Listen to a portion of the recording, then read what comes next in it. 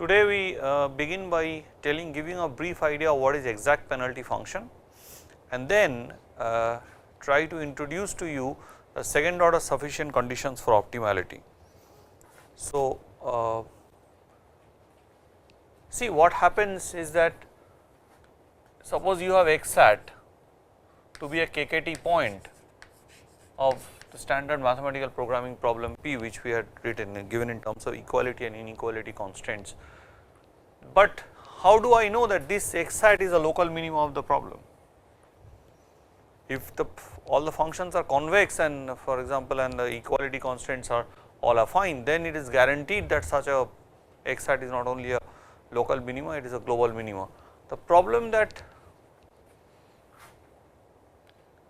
in order to know whether x hat a KKT point is a local minima, you need to find out something called second order sufficiency condition. So, this will guarantee you that yes, this x hat is a local minima, a second order sufficiency condition.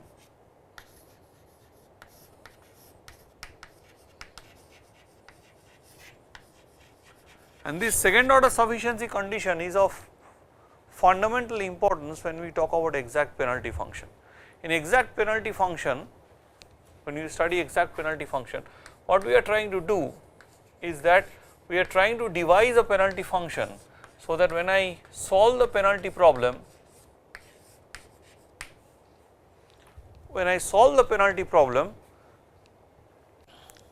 for a large value of rho, I will get in most cases a solution to the original problem. So, in this case my penalty function is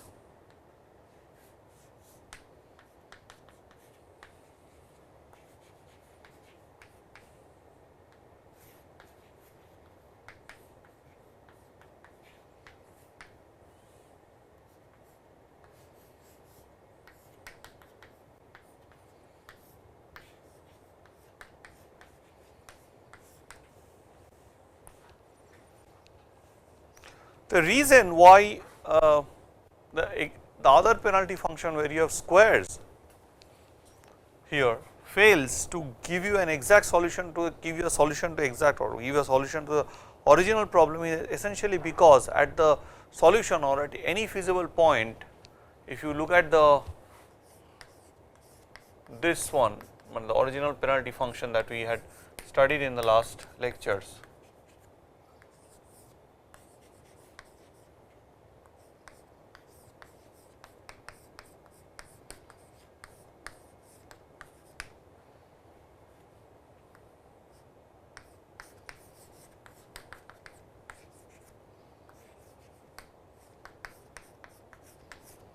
Now, these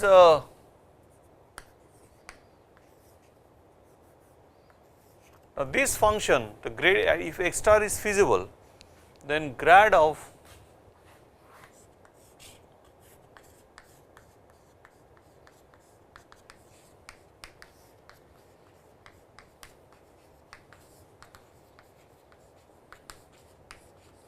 so any such point does not satisfy the Karush-Kuntakar condition unless you have grad f of fx star equal to 0. If grad f x star is equal to 0, then such an x star can be thought of even as a Karush-Kuntakar condition, a Karush-Kuntakar point. But the problem largely is that if this is not equal to 0, which can be in most cases, because you are talking about constant optimization. So, this will never lead to a such a problem would never give me a Karush-Kuntakar condition, will not satisfy the optimality conditions, and hence we would be in trouble in the sense that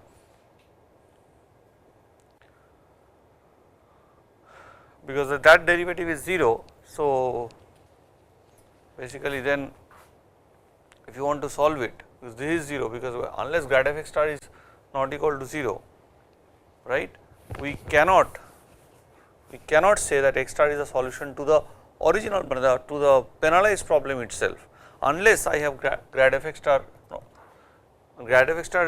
is not equal to 0, then x star is not a solution to the penalized problem.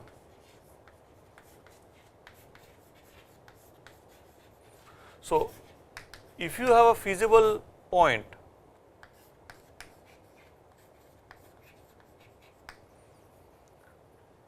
then at that feasible point this is equal to 0.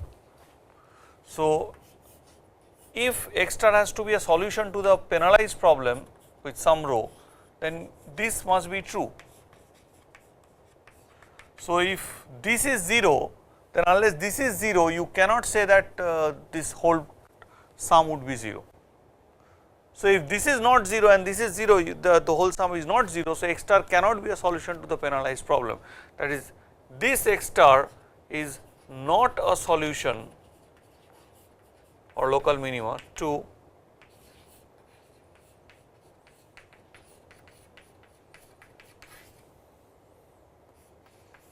so it is not an unconstant local minima. So, that was the question I asked you, that okay, means there cannot be a solution of the original problem which is a solution to the penalized problem. So, how can we remedy this situation, that okay, if I have a solution to the original problem, then under certain conditions I will have a solution to a penalty problem. So, if I continue solving a penalty problem for large value of rho, I will come across a penalty problem where whose solution would be actually the solution of the original problem. Now, that is done using what is called the exact penalty function, which we will now write as phi rho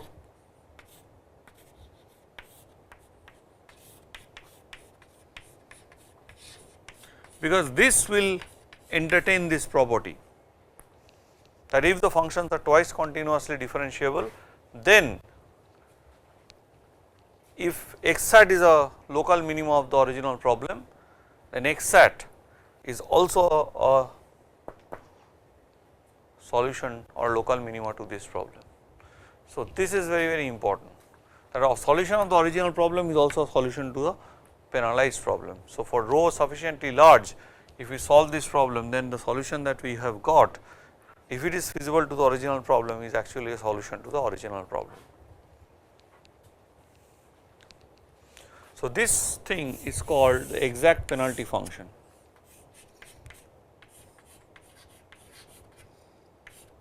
Exact penalized problem, rather I would say.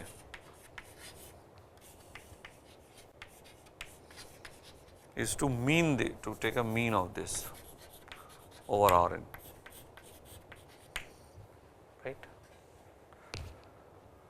Now, in order to understand how such a thing happens, that how does a penalized, how does the original solution, original local minima is also a local minima of this penalized rho for some rho sufficiently large. For that we need to understand what is called the second order sufficiency condition, or SOSC, second order sufficiency condition. So, this will play a very vital role in establishing this fact. So, we are trying to remedy the problem that we have for the standard penalty function by using what is called the exact penalty function and or the exact penalized problem. So, now we have talked about KKT conditions. We have talked about, say in the unconstant case, we know when grad f x equal to 0, if x star is the point which satisfies grad f x equal to 0, and if the Hessian matrix at x star is positive definite, we are sure that x star is a local minimum of the problem, strict local minimum rather. Now, what we are trying to say is that in case of the constraint problem, we had never made any discussion on what could be a sufficient condition, hardly it is discussed in optimization courses. But I believe that in some way, though it might not be so easily checkable, it is very important in understanding of the theory. For example, here in this exact penalized problem, such a condition plays a crucial role. So, we would now go and look into the second order sufficiency conditions. So, given a KKT point, what extra conditions the point should satisfy, so that we can guarantee that such a point is a local minimum, right. So, that is what we are trying to do now. So, today our job would be to describe you what is the second order sufficiency condition, and then tomorrow we will discuss about the exact penalty function and move over at the end of tomorrow's lecture to what is called Lagrangian duality, which is also a very fundamental thing in optimization. So,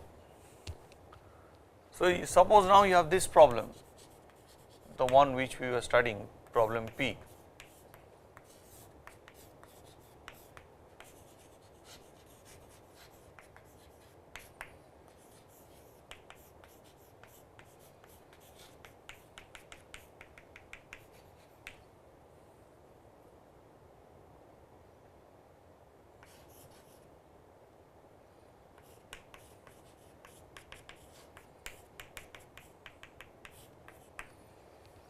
Now, suppose x hat is a KKT point of this problem, but you know corresponding to the KKT point there could be many multipliers with respect to which x hat is a KKT point. So, given a point x bar, so this is I define as a set of KKT multipliers.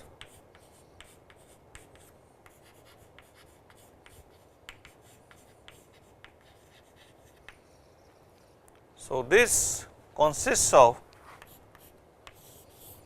all elements lambda mu, lambda or mu bar in fact, element of Rm plus cross Rp such that 0 is element of grad of fx bar plus summation I is equal to 1 to m lambda I grad of gi x bar plus summation j is equal to 1 to p mu j grad of h j x bar, and then also lambda, sorry I had put lambda bar. So, lambda bar I g I x bar is equal to 0 for all I. So, this is a set of KKT multipliers, that is at x bar find all these multipliers lambda bar and mu bar which would satisfy the KKT condition, which will make x bar a KKT point. So, we need this set, and then we need what is called the linearization cone associated with this problem.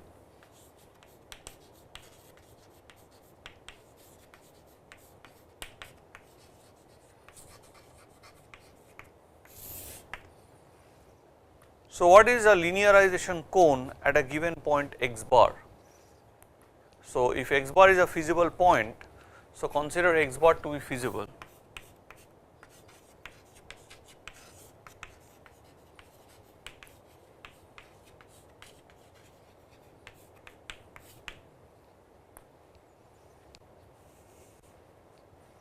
So, the linearization cone is given as follows. I will for at L at x bar. So, the linearization cone is a set of all D such that I am of course assuming these are all, now let me assume not only continuous but twice continuously differentiable. So, our assumption would be problem data, this function and this function, they are twice continuously differentiable, that is all of them are in C2R. So, this would consist of the vectors D which satisfy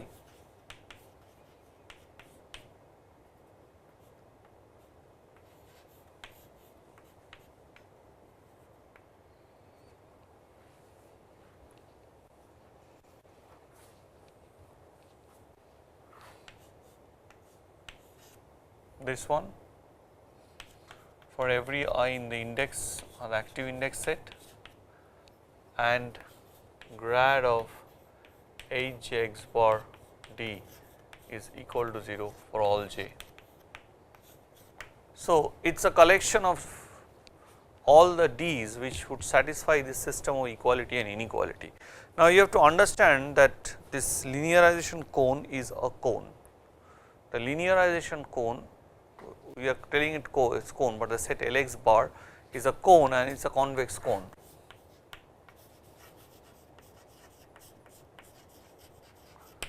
Now, let us denote the feasible set of the problem P as C, that is C feasible set of P, that is a set of all x such that gix is less than equal to 0 for all I and hjx is equal to 0 for all j.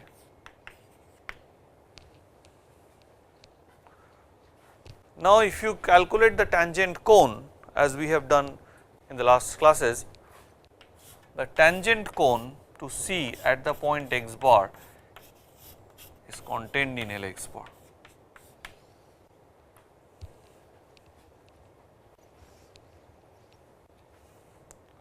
So, these informations are now ready. With these informations we are now ready to write down the second order sufficiency condition. But another important construction that we have already done earlier, but now we will do again, is the Lagrangian function associated with this problem. So, the Lagrangian function Lx lambda mu is the function fx plus summation lambda I gix plus summation, here it runs from I from 1 to m and here it runs from 1 to p.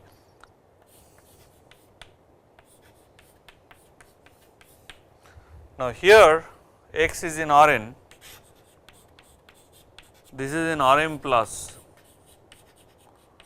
and this is in Rp. Okay. So, here there is a restriction on lambda, all the components has to be greater than or equal to 0. This is called the Lagrangian function. So, second order sufficiency condition.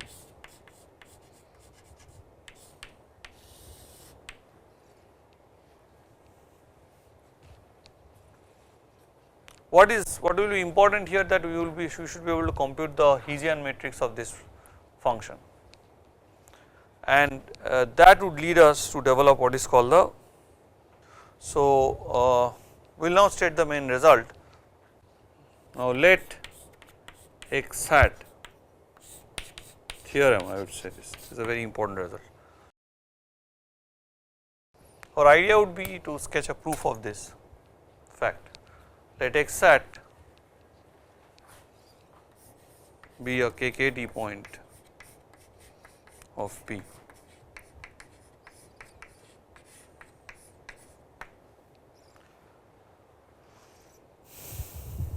Okay.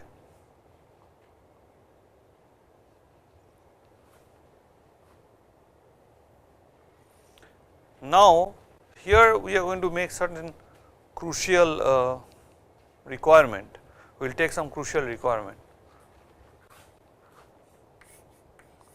Let for all s not equal to 0 and s element of Lx bar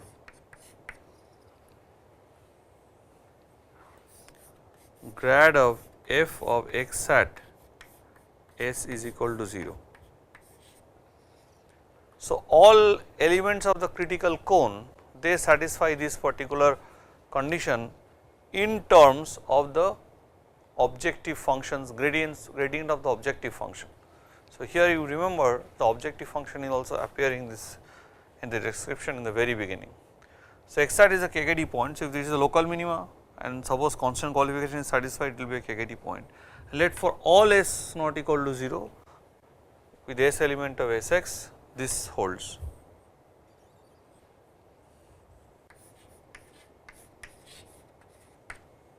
Okay. Now, assume that the supremum of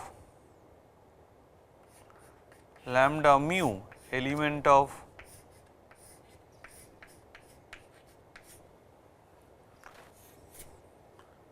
now assume that for every S that you have here, you have this condition as a Hessian matrix at x hat,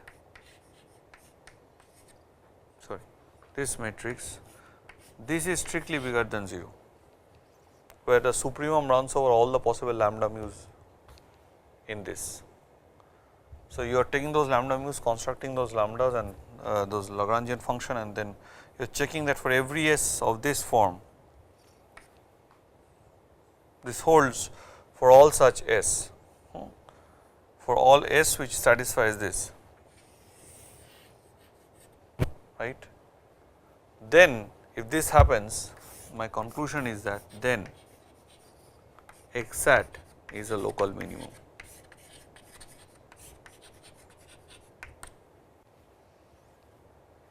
Now, how would we go about doing the proof of this? So, let us go over the theorem once again. It says that if x hat is a KKT point, then of course, the KKT point there would be a set of KKT multipliers, which could be singleton, which could be more than one, whatever, depending on the constant qualification.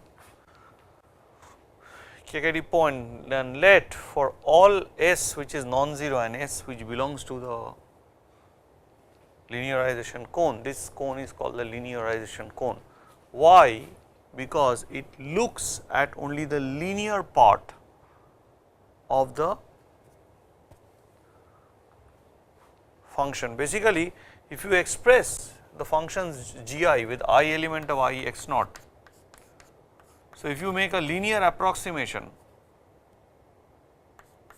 of gi's, so it will be gi, so at around x bar the linear approximation of gi is like this.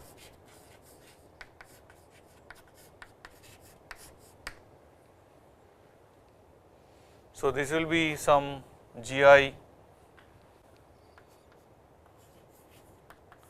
x plus d or x plus lambda d, and assume that x plus lambda d is and I am, of course, I am not bothering about, so lambda is here, but this is, if it is feasible, this is less than equal to 0 and this is equal to 0.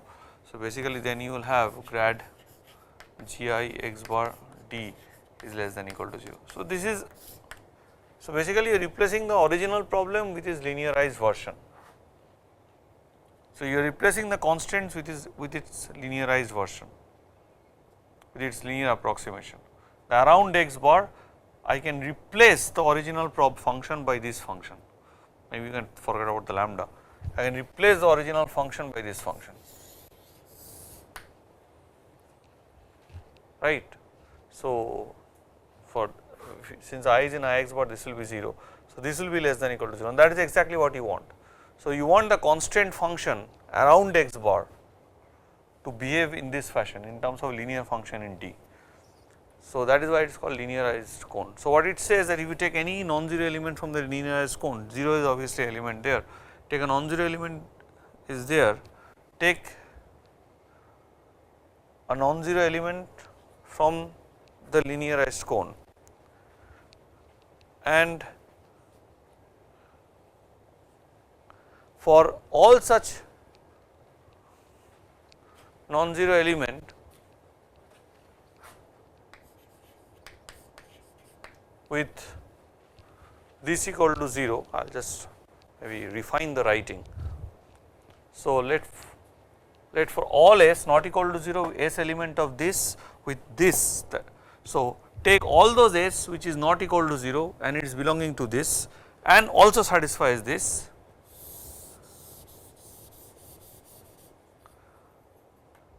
Assume that is let for all S not equal to 0 with S element of this with this being equal to 0. So, you can take only those non-zero S from this for which this is true, and for those S's assume that this is true, and then x hat is a local minimum of the original problem, and we will give a sketch of the proof of such a thing. The proof would be quite long, so we will do it step by step. So, just cut correct. Okay. So, now let me just remove this part, in a sense I am rubbing it off, so that you do not get feeling that the main result is not written, the main result is written, but I would just request you to remember this little linearization cone business and what I have just described, and the tangent cone. But the tangent cone may not be exactly equal to the linearization cone. If it is equal, then we say some sort of an Abedi type qualification condition holds. So, we will not get into all that details, but just we will try to prove this. So, we will start with contradiction that let x hat is not a local minimum, which means that whatever neighborhood you take around x hat, there is one y hat for which f of x hat is strictly bigger than f of y. So, f of y hat. So, which means that what I can do, let x hat is not a local minimum.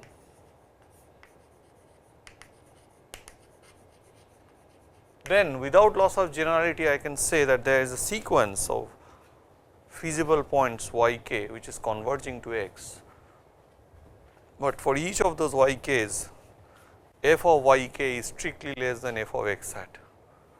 So, there exists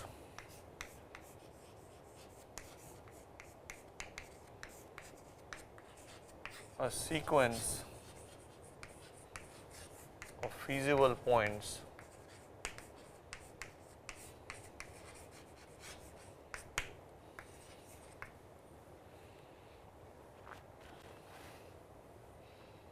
y k such that f of such that of course y k tends to x hat and f of y k is strictly less than f of x hat.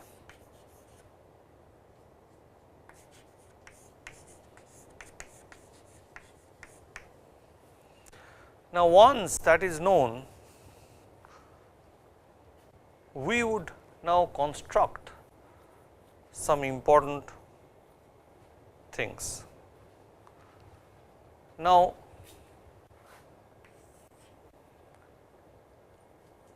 let me construct a sequence x k .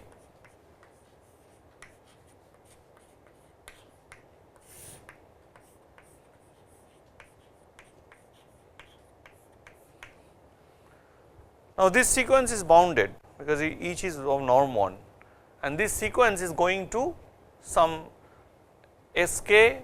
There is a unbounded, there is a convergence subsequence of s k which goes to some s. Okay. Now,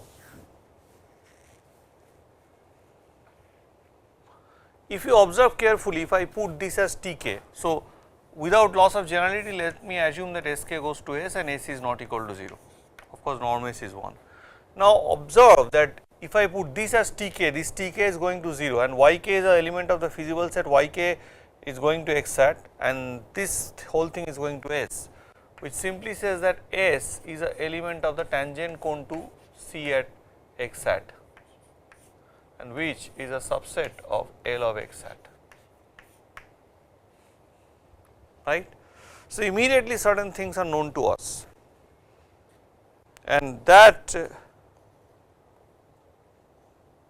will help us to do some progress. Now, if you have remembered the optimality condition that we had spoken of in the last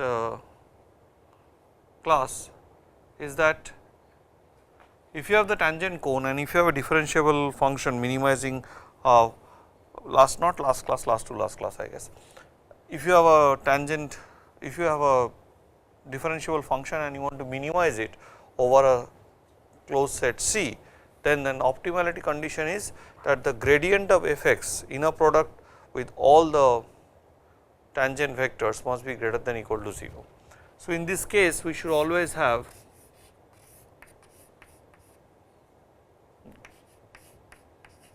this must be greater than or equal to 0 because S belongs to TCX as a part.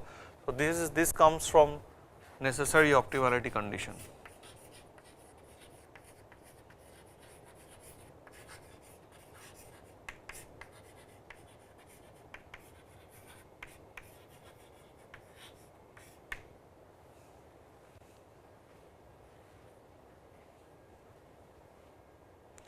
Now, if you look at this condition, this one, and apply the Taylor's theorem here, that is, if you write this as f of yk as f of x hat plus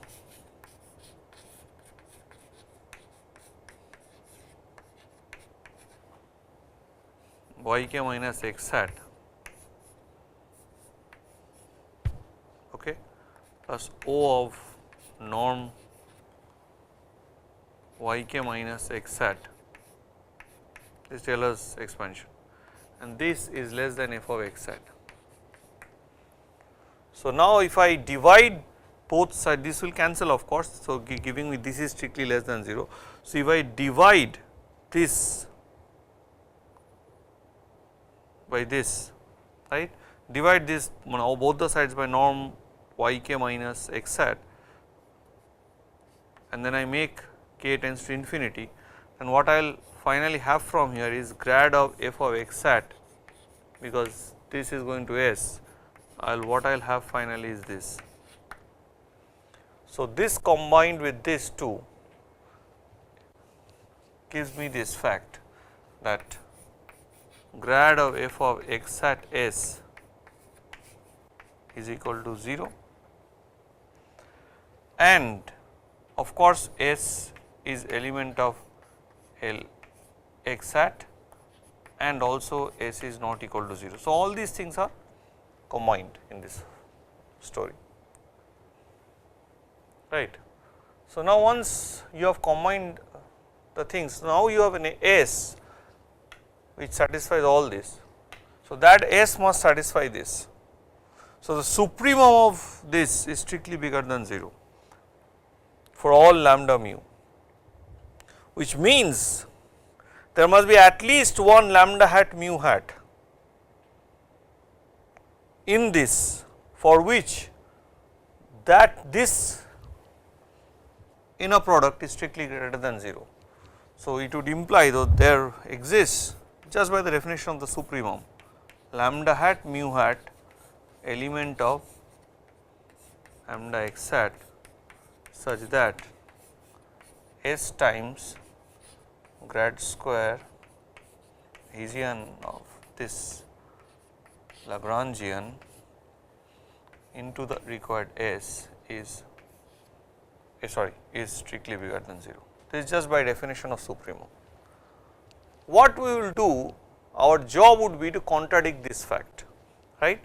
So, therefore, now we would use the second order expansion of a function, Taylor's expansion. So, what is that second order Taylor's expansion? So, here in the second order Taylor's expansion, because we will now write the second order term.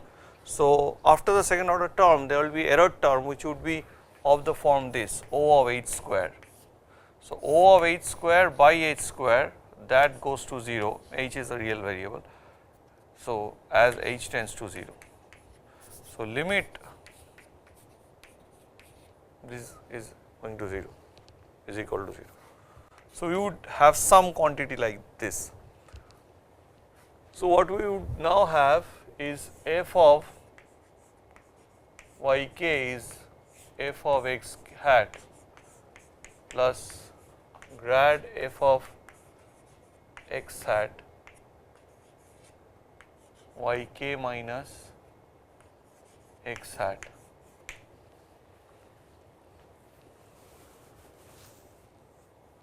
plus half of, maybe the writing must be half of yk minus x hat grad square f of x hat yk minus x hat plus O of norm yk minus x hat whole square. The same argument will go through for each of the GIs, maybe just for the active indices, does not matter.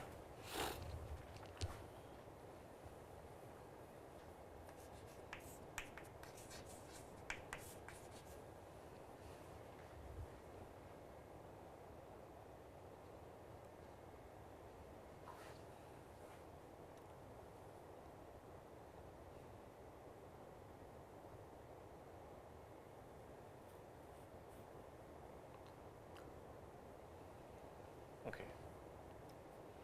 So, now here I have GI x naught, sorry, x hat. So, GI x hat would be 0, I am just taking I element of I x naught, and that is exactly what is required I x hat in my Karush-Kuntakar thing, because lambda I GI x hat is 0, for all inactive cases lambda is are 0. So, I do not have to bother about those things. So, let me just take this part, okay, and then we will again write down the everything in terms of the scalar thing.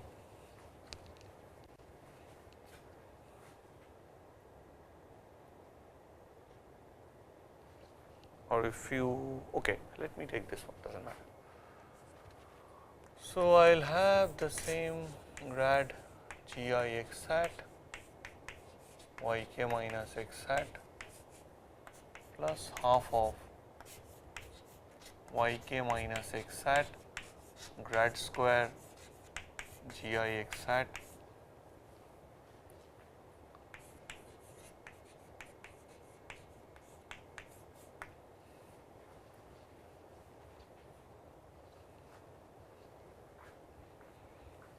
In fact, you do not need to even take this, but I am taking this just to make it easier, simpler, as because that is what you will get at the end. Okay, if you feel uncomfortable, some people might try to get confused, take it for every I. Take this for every I, this expression. Now, for everyone you will have this order quantity at the end. So, this is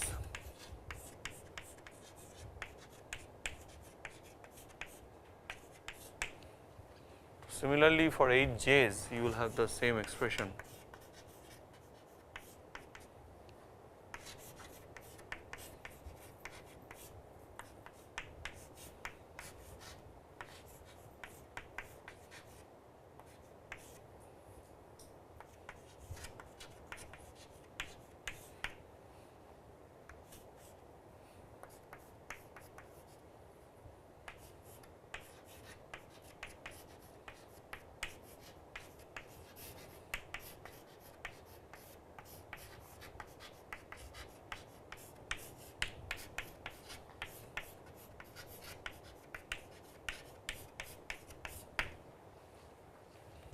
Now, what I do is multiply all of these with lambda I and this with mu j's, okay, and then I add up the whole thing.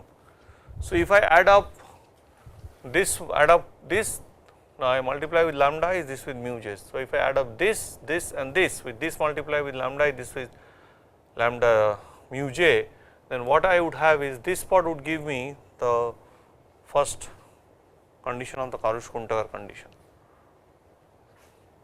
This part would give me 0 because lambda I GI x hat is 0, H j x hat is anyway 0. So, this part will go, this part is anyway GI y hat, GI y hat is less than equal to 0 and this is equal to 0. Okay. So, what I will have is finally, if you add these things completely. So, after addition, so what I want to do is this, multiply all of these by lambda i's, these ones, multiply all of these by mu j's. So, then what you will finally get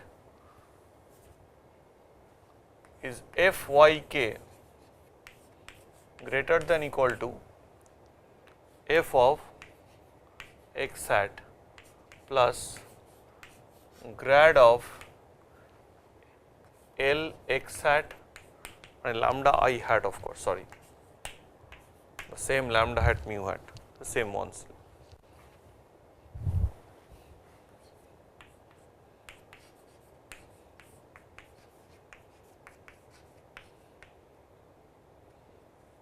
Yk minus x hat plus half of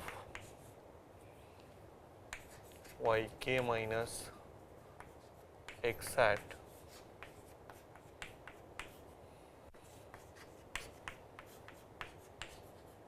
so you multiplied this with this with this and then added all the three. What? So you will get some resulting equalities from here and then add all the three to get this one.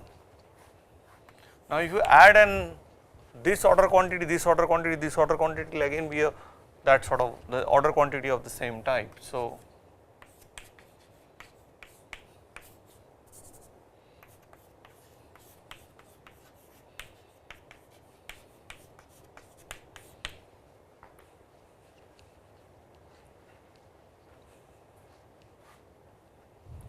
now what you do, you basically know what has happened. You know that fx hat minus fi hat, I mean fik minus fx hat, that is strictly less than 0. That was our basic assumption, right? Fx hat was bigger.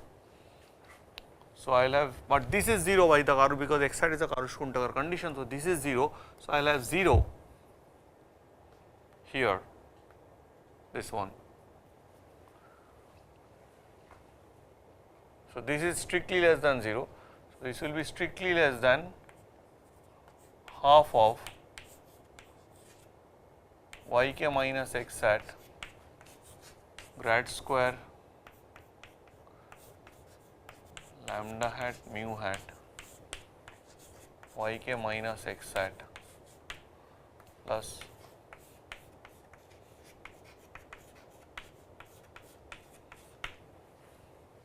now divide both the sides, all the sides by yk minus x hat whole square and then take the limit as k tends to infinity. So divide by norm and then go to the limit as k tends to infinity. So now noting this fact, you will simply see that when dividing y minus x hat square will come here y minus x hat and here y k minus x hat and then that will go to s. So you will finally have s of grad square. So that would imply, because this will go to 0 and this will become so less than equal to 0. This finally becomes, so what I have done, when I take the division by this, I separate the yk minus x hat whole square into norm yk minus x hat into norm yk minus x hat. One I push under this, one I push under this, and here I push the whole norm yk minus x hat whole square. So when I take yk, k is going to infinity, yk is going to x hat, so norm yk minus x hat whole square is also going to 0, norm yk minus x hat is going to 0. So this will go to 0. And this will go to s, this part, and this will go to s, and this strict inequality will go to equality, and that is exactly what we get. But this is a contradiction to what we have. So this one contradicts this one, and hence our assumption that x hat is not a local minima has fallen, x hat is a local minima. This is a very, very important result, though so it is not so easy to check, but it is mathematically very beautiful and it shows to what level of complexity one can have when one actually handles constraint optimization problems. Thank you, and tomorrow we would again start our discussion on exact penalty functions.